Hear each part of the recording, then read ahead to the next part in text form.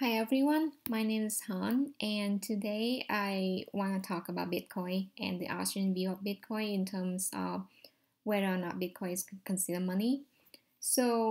Actually, the whole argument is based on the Mises regression theorem, and some Austrian believes that Bitcoin does not follow Mises regression theorem, so therefore it's not considered money. However, other Austrian think that we misunderstood Mises theorem. So before getting too much into this, I want to introduce you to Bitcoin. Then I talk a little bit about the two main players of the Austrian school that sort of helped forming the theory of the origin of money, so that we can understand where money came from, and we can start getting into the discussion to whether or not Bitcoin is money. So what is Bitcoin? What is Bitcoin? Bitcoin is the first decentralized digital currency. Bitcoins are digital coins you can send through the internet. Compared to other alternatives, Bitcoins have a number of advantages. Bitcoins are transferred directly from person to person via the net, without going through a bank or clearinghouse. This means that the fees are much lower, you can use them in every country, your account cannot be frozen, and there are no prerequisites or arbitrary limits. Alright, so I hope you enjoyed the attached video. I think they did a very good job of explaining what Bitcoin is, probably a lot better than what I have to say. So now moving on, we are going to talk about the Austrian school of thought regarding money. So there are two main players here in the Austrian school that sort of explain the origins of money. The first one is Karl Menger, the founder of Austrian school of thought. Well, he basically said that nobody was planning to use money in the first place, but somehow they spontaneously use money. So let's think about this through an example. Let's say that you are a blacksmith and you make tools. You are hungry, so you want to buy bread to eat. However, it's difficult to trade your tool with his bread because the baker might not want your tools, right? So to be able for you to buy bread, you must find things that can be used to trade for bread. So you must sell your tools to anyone that needs your tool in exchange for a more popular commodity. Let's say flour, because everyone uses flour, so does the baker. Now you can go to trade your flour with the baker for his bread. So now flour becomes a medium of exchange because it is highly marketable and liquid, assuming that everyone needs flour to cook and eat.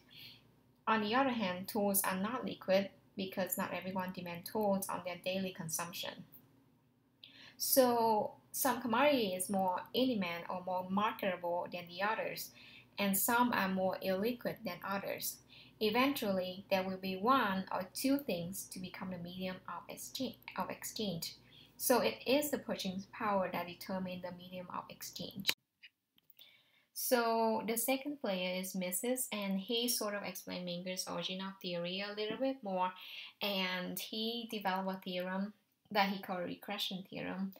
And most of the criticism from the Austrian school uses this theorem to criticize Bitcoin and say that, well, Bitcoin fails this theorem, so therefore it's not considered money. But let's explain this theorem first. So basically, he said that when you sell your labor now for money, it's because you are expecting the purchasing power of money for future uses. He basically brought time element to this theory. So you want money now because you're expecting that down the road you'll be able to buy some stuff, right? The reason why money has value today is because people thought it has purchasing power from yesterday. So if yesterday I saw what a $10 bill can buy, so today I will sell my labor for $10 so that I can buy something with $10 tomorrow. So it sort of regresses back through time. And what money is worth today depends on yesterday. And what money is worth yesterday depends on the day before. And you keep going until it gets to a stopping point where money is originated. So in order for something to become money, it has to be a commodity in the first place, right? Just like the example earlier, that flour becomes a medium of exchange because it was a popular commodity, so it has to have an origin. And the issue with Bitcoin is that it does not have an origin because it just came to the market as the medium of exchange without any traceable origin of value. And I think it's very surprising that there's a demand for Bitcoin, even though Bitcoin had no value when it first came out. So they're saying that, well, people invested in Bitcoin because they expect that in the future they can use Bitcoin to buy something else. So instead of failing Mrs. Regression theorem, this sort of conjugate with Mrs. theorem, right? In terms of the notion of time, as mentioned earlier, that when you sell your labor for money now, it's because you are expecting the purchasing power of money for the future uses. So people can sell valuable things such as computers, phones, anything in exchange for Bitcoin, knowing that they will use Bitcoin in the future to buy something else. As long as there's purchasing power in the future, there is going to be a demand for Bitcoin as the medium of exchange. On the other hand, this situation is sort of similar to the gold certificate that were used in the 19th century. In the 19th century, the certificate were made of paper, but it held the value of gold, right? Since they were redeemable for gold. So these certificates grew very popular as they were lightweight and they are easy to manage. So it's more of a convenience thing. And if gold certificate were invented to facilitate gold currency, then Bitcoin was created to facilitate fiat currency and therefore could be a medium of exchange in modern market. So clearly, there's a demand for Bitcoin without any consideration to the traceable origin of value.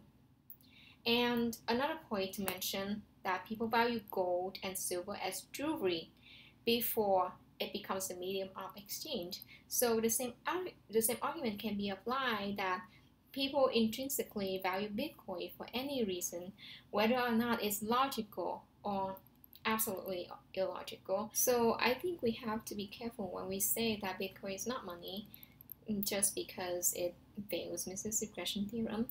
Well, it's clearly that Bitcoin is widely traded, so it's not only just the medium for exchanging currency, but also the medium to buy like goods and services too, right? So on top of that, Bitcoin is very liquid and highly demanded in the market. So I think it's a very hard argument to say that Bitcoin is not money because clearly it's demanded by the market, is highly liquid, and it has a lot of characteristics that a money should have. So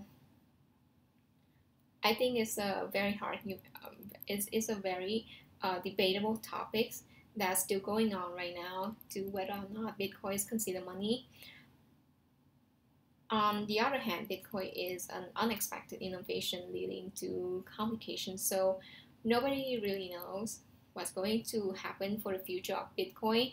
So in the future, everyone could be starting to use Bitcoin as money and they stop using fiat money for whatever reasons, and or they could completely not using it at all. Bitcoin could eventually die out slowly, right? So nobody really know what's going to happen because it's a new innovation and it's something very unexpected, and therefore there are a lot of uncertainties for the future of Bitcoins. So that was my summary and conclusion, and I hope you enjoyed the videos and have a great summer. Thank you.